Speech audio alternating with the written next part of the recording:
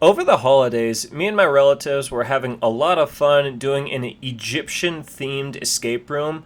Some would argue we had a little bit too much fun.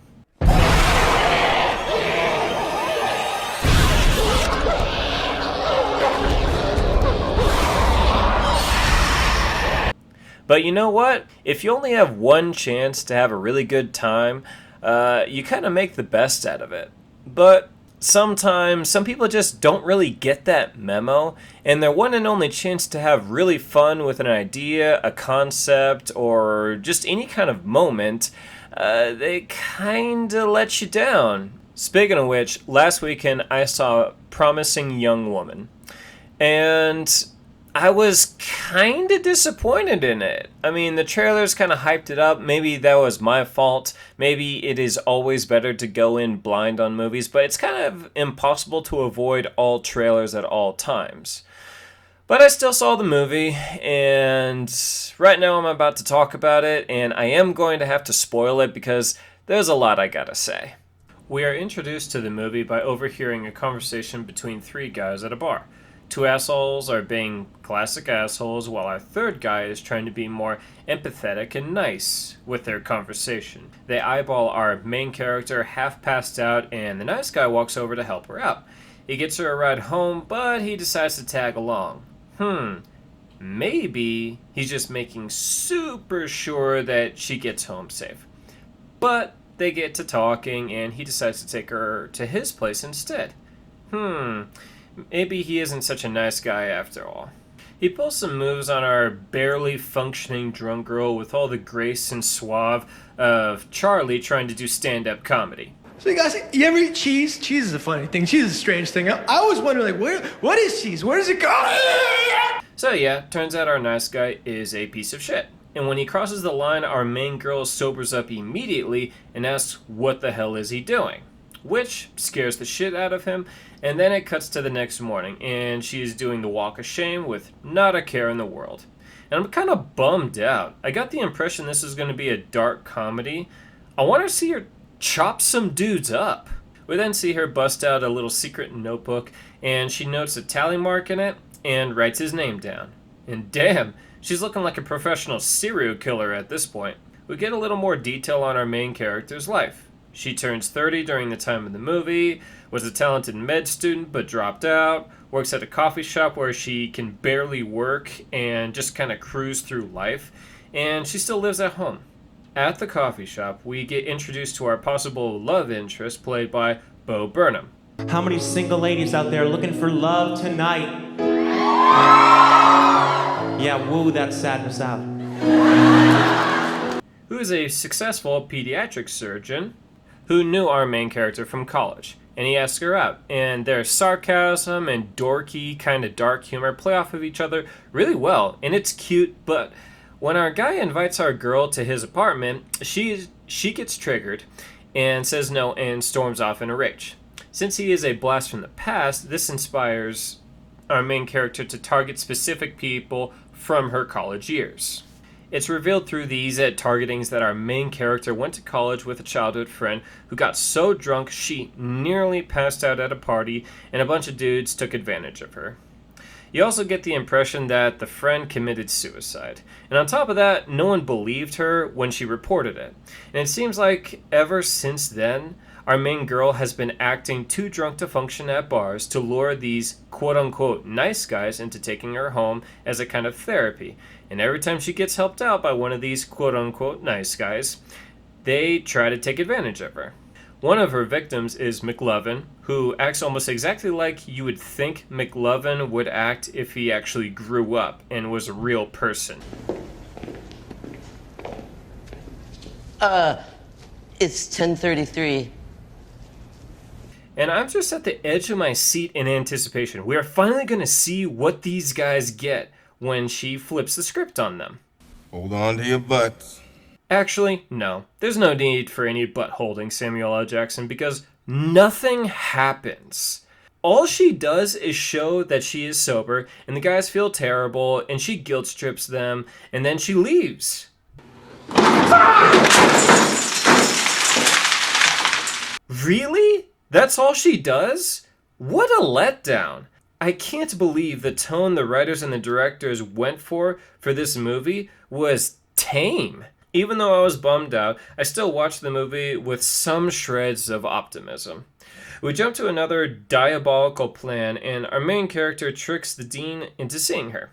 And she brings up her rape friend and how the dean dismissed the accusations, and as a result, the guy who did most of the damage to her former friend couldn't be having a better life, while the victim wasn't so lucky. Then our main character reveals her diabolical plan.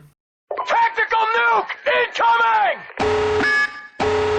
And she has abducted the dean's daughter and dropped her off at some dorm where the friend was raped. Okay, the dean should really be calling the cops right now, but for some reason she doesn't, and she calls her daughter's phone. But our main girl pulls it out of her purse and drops it on the desk. Okay, the dean should really be calling the cops by now. But instead, she demands to know which dorm it was, because she doesn't remember, and we, the audience, are supposed to get the impression that the dean couldn't be fucked with what happened several years ago. And she apologizes, and our main girl says, everything is fine, your daughter's in a diner because I tricked her and dropped her off there. And she just leaves, and I'm like, you should still call the cops on her. You can't just abduct a child and think your day won't end in handcuffs.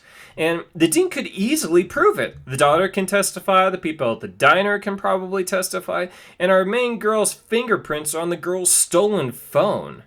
Then we get treated to another bullshit scene where our main girl has checked out in her car in the middle of a road because these mild revenge schemes are really taking a toll on her, and a guy in a truck pulls around to cuss her out because she was holding up traffic. Instead of asking if she is okay, because she is unresponsive, but I guess it could go either way. She gets out of the car with a crowbar or tire iron or something, and she just starts smashing the shit out of this guy's truck, and he just drives away scared. Yeah, I'm gonna call bullshit on that. No guy would tolerate a random woman smashing up their car if he was representing a human who lives on this planet. He would have gotten out of his car and stopped her. Anyways, she keeps up with her weekend hobby of fucking around with nice guys, but she gets caught by the kid doctor she is seeing, and he breaks up with her.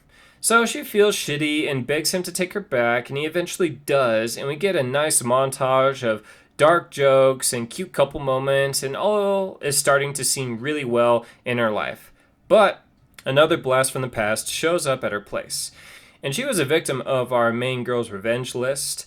But, again, nothing really happened. But as it turns out, she has a little surprise for our main character. The incident that sent her down this path of mild revenge was recorded, and there is video proving that everything happened.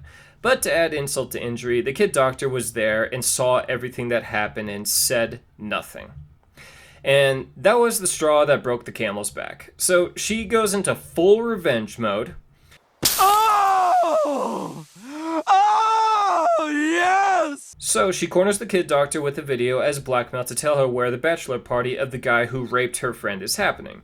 You see, she found out that he was about to marry a bikini model and almost planned to mildly fuck that up, but now she's about to go full Arnold Schwarzenegger in Commando on that party. Or at least I'm hoping she does.